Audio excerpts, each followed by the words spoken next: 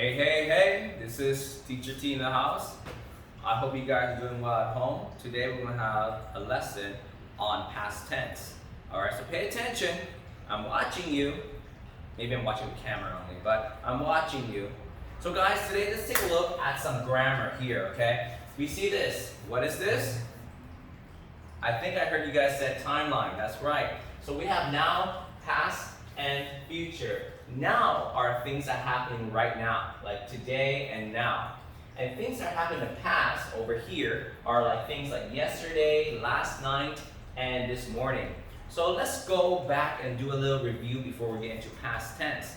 Alright, so let's take a look at this, our very basic structure of a sentence. Subject, verb, object. So when we have a subject, what is a subject? A subject. There's nobody here. Well, a subject, let me answer that question. A subject is basically the most important thing in a sentence, the subject of a sentence. For example, I is a subject. You can say Jerry, you can say Erica, you can say Shuni. Those are subjects. And the subject does what? The subject does an action, and that action is called verb. And over here, we don't really need this, but we can add this to it to give it a longer sentence.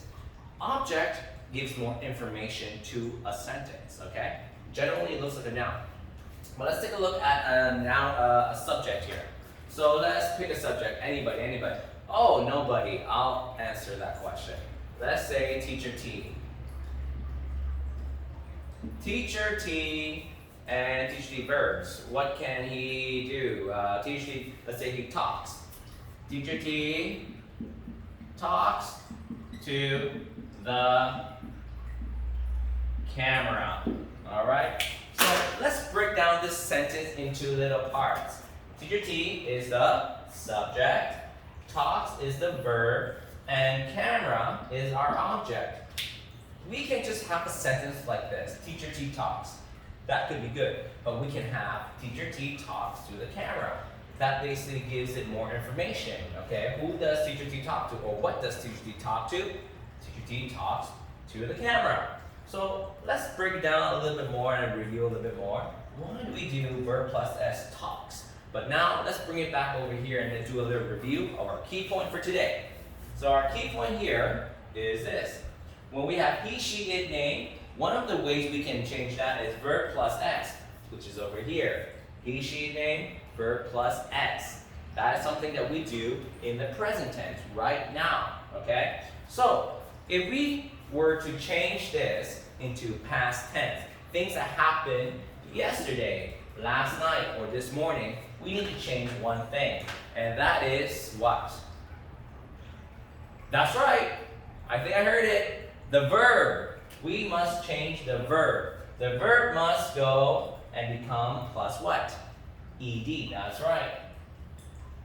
So we would say talked. Okay? Now, let's read this whole new sentence again. Everyone read one time with me. 1, 2, ready, go.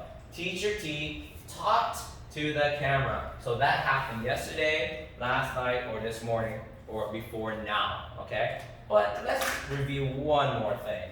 When we talked about the past tense, talked, how come sometime when we say past tense, it's a d sound, or a t sound, or a id sound? So let's take a look over here. Regular verbs, we would have a d sound in the back. Like for example, played. If you want a t sound, but let's look very carefully over here, I'll show you in a bit. If the verb ends in K, SS, P, or D, we will have a t sound. For example, talked. Not talked or talked, is talked.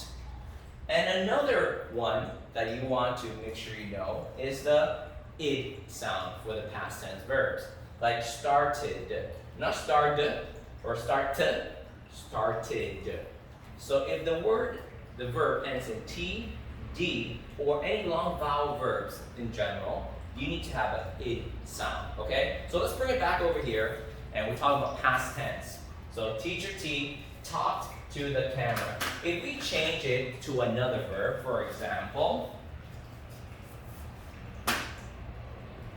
let's say we say play. And we cannot say play to the camera. We can say modify this and put play with the camera, which is okay. Is that okay? Teacher T plays. We need to plus what for present tense? S. But if we want to change this into past tense, what we must do is plus an ed. So we say play. So what sound does that make? Is that a t, d, or id sound? So the answer is played.